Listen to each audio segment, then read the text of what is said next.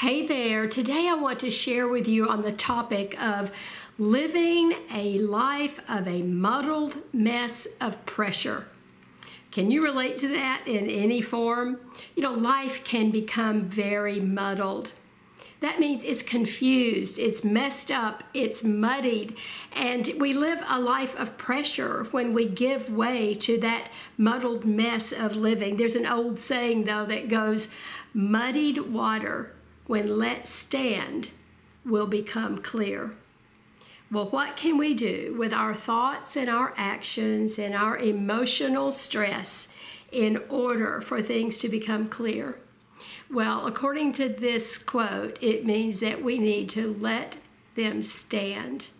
And in the quietness of that standing, become aware of God's presence. I want to share with you a few examples, and hopefully that will make the muddled mess become a little clear.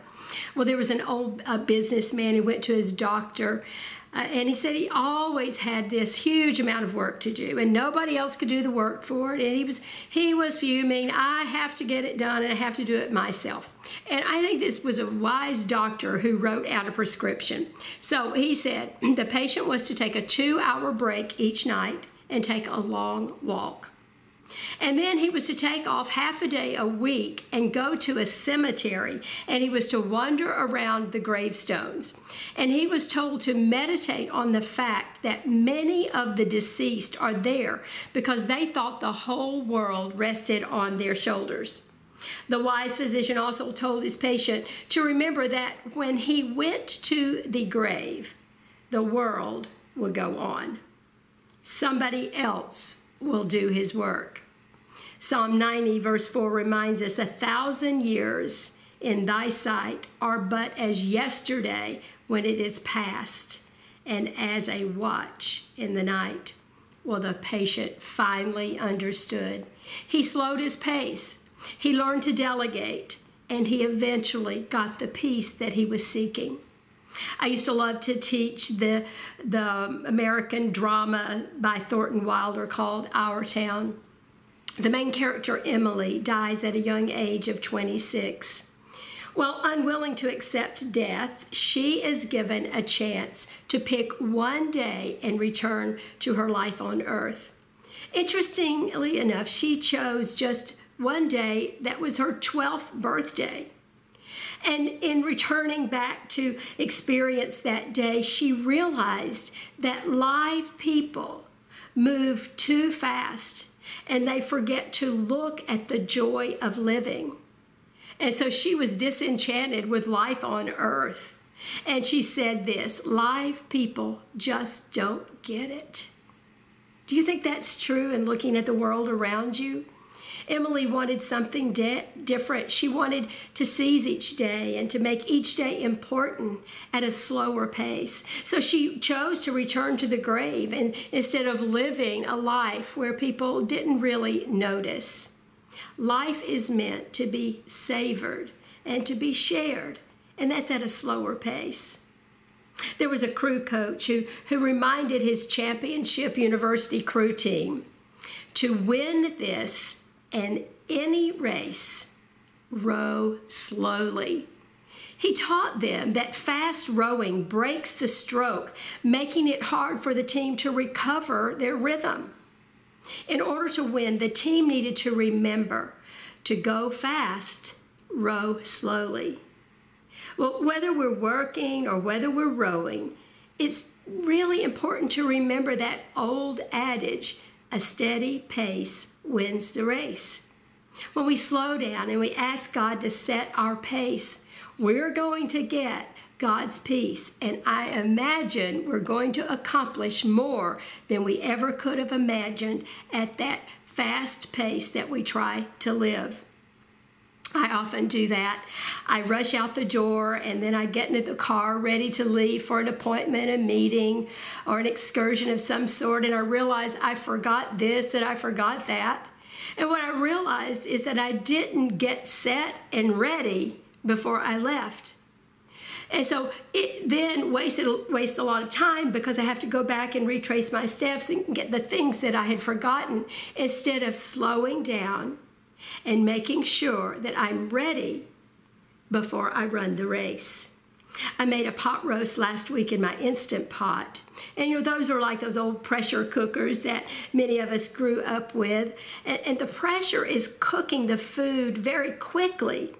But at the end of the pressure cycle, it is imperative to release the pressure, or it will explode with steam. Well, when we stay in a pressure cooker position in life, we too will explode if we don't get a handle on our stress.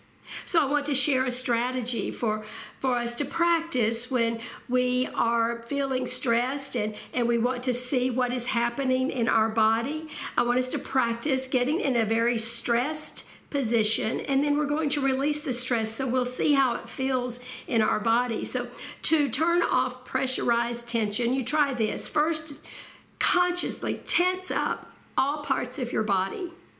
And start at the top. Start with your eyebrows and draw them together in a frown. And then move on down your face and get to your jaw muscles and your lip muscles and your throat muscles and tense those up without relaxing them. And hold the tension in all of these muscles and move down to your shoulders and tighten up your shoulders and then clench your fists. And I'm feeling it in all parts of my body. I'm very aware of the tension that I'm feeling. And then move down to your stomach and contract the muscles in your stomach and hold that. And then move down to your knees and feel the pressure in your knees. And then move on down and push your feet firmly against the floor and feel it in all the muscles in your leg and in your feet and in your toes. Every muscle in your body is now tight, and hold that for just a minute. As you're holding that, note the amount of energy it takes to feel that tense. Some of us go through life with tense muscles all the time.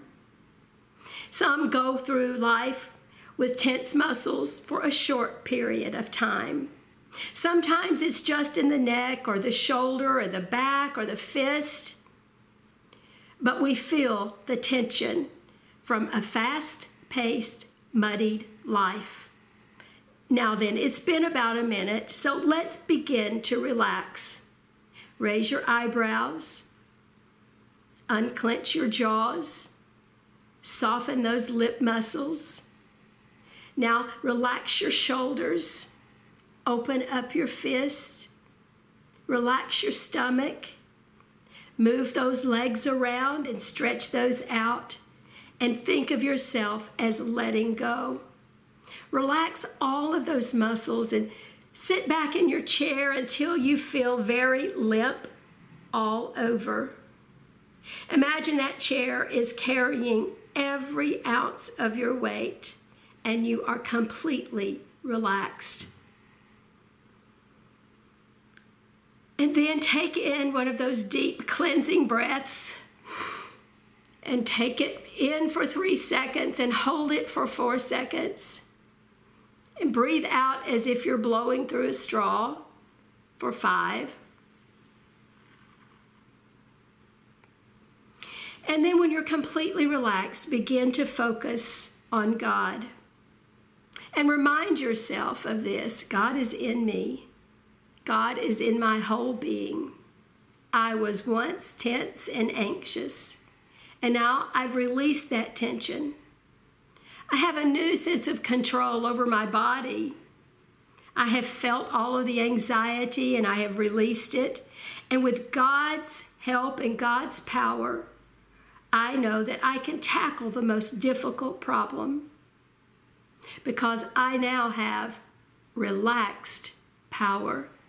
That may seem a contradiction of terms, but when we relax our own body, our own mind, our own spirit, we have a power that's bigger than anything that we would hold, and that is God's power.